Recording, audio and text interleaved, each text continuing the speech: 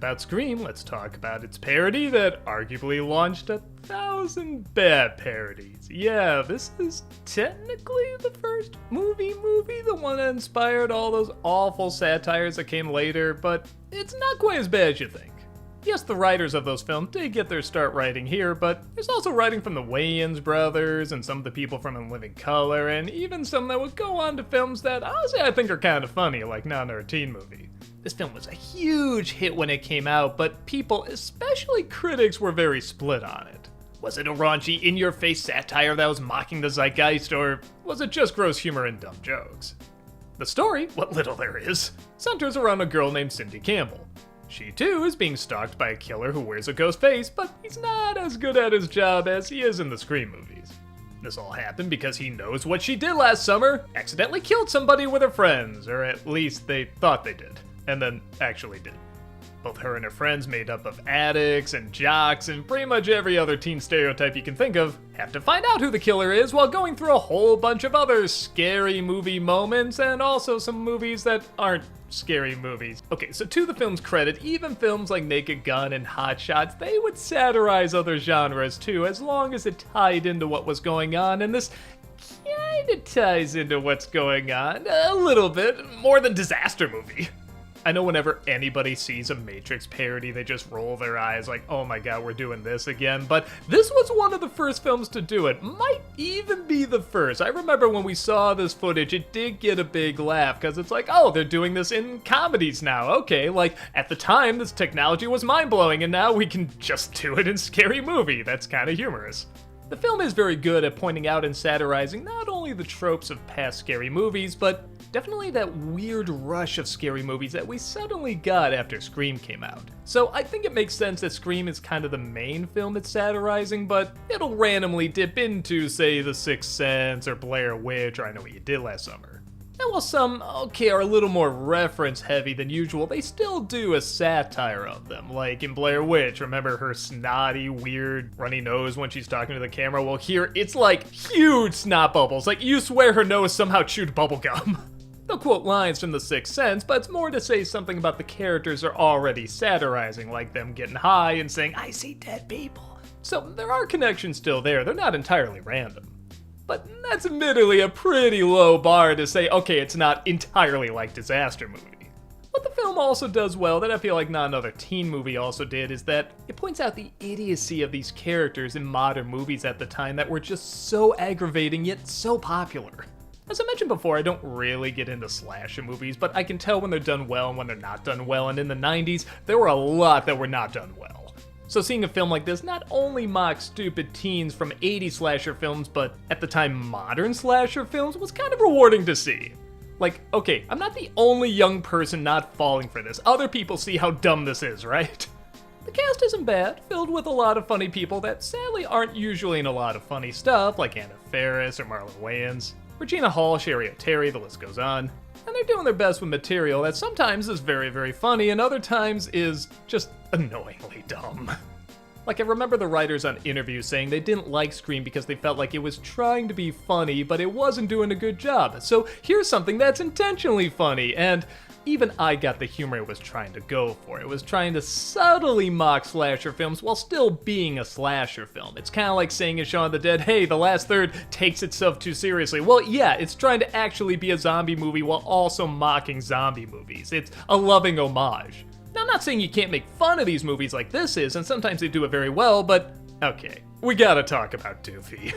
Doofy, if you didn't get the subtle commentary, is a satire of Dewey. Now, Dewey's so stupid in Scream that they just decided to make him a special needs guy in this. Get it? 'Cause Dewey's so stupid in Scream? Ooh, he stuck his finger in his butt. This film's saying what we were all thinking while watching David Arquette. It kind of reminds me of that Seinfeld routine, like if somebody asked me, does this offend you as someone who sees people with special needs being attacked, I'd say, no, it offends me as a comedian. I mean, this is giving off the idea that these people really hate Dewey, like animately hate him, and it's just, he just doesn't seem worth the trouble. It's Dewey. This just feels a little weird. And there are a lot of jokes that work that way. A lot of the people from In Living Color worked on this film. It's directed by Keenen Ivory Wayans. And that show definitely liked to push the envelope, and I don't mind that. I think comedy should, and yes, there's gonna be moments where it oversteps, and if it is doing more harm than good or isn't that funny, you should probably rework it.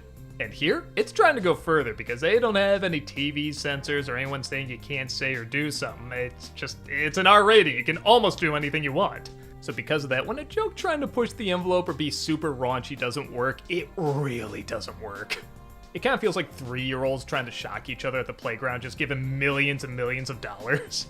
But with that said, I will give it credit, it does go for broke. It doesn't hold back, and I think because of that, there are gonna be a few jokes that maybe deep down you know aren't funny, but they're gonna make you laugh. There's one joke, I know I can't show you here, but you kinda think you know where it's gonna go and you know it's not gonna be funny, but the exaggerated visual they use is so gross and so over the top, I was kind of amazed I was looking at it. I just had to laugh because I had no idea what else to do. I couldn't believe I was looking at this on a big screen. So even when the film's not working, you kinda gotta give it credit for just going all the way with it, not caring. I think comedy should be allowed to be offensive and mean-spirited and over the top, as long as it's done in a way that, again, is trying to spread something more positive than negative. Now, in my opinion, I like it more when that's done with stand-ups trying to really take a lot of hatred and anger, just any negative emotion, and bring it to the surface. Let's look at this ugliness. Let's look at these bad thoughts that we all have and we're afraid to confront. Let's just throw it out there. And let's do it with satire and cynicism and personas that are an exaggerated mixture of intelligence and stupidity. I feel like this is taking that same mindset, but just applying it to and poo-poo and pee-pee and stuff I just don't find that interesting or funny. But will admit I give credit that it's not holding back on it, and there's, at the very least, a slither of a good idea in each joke, which is more than I can say for a lot of these parody movies that came later. On the whole, I guess I can say I laughed maybe a third of the time, which doesn't sound like much, but A, I did laugh really hard when the jokes worked, and B, it's a movie that's throwing a lot of jokes at you constantly, so you do kind of notice more when they're not working. But yeah, at the same time, am I gonna act like I didn't do like a super long analysis of why the toilet scene from Dumb and Dumber is amazing? No, we're all gonna have those moments we laugh at where we know we should probably know better, that there's nothing that smart to it, but just something about it is working and hitting that primal humor in you.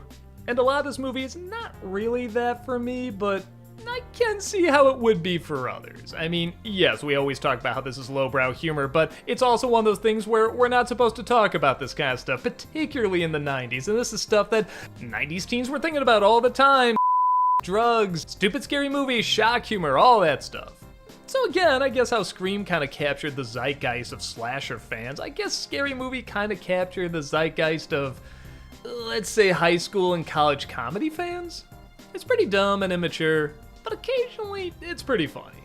I guess it just comes down to whether or not this stuff makes you laugh or not, and for me it didn't make me laugh a lot. It's definitely a movie that was always kind of on in the background at a friend's house, and yeah, every once in a while I get a chuckle, but a lot of times I just say, this is pretty stupid. But to its credit, if it's gonna do stupid, it's gonna do it all the way.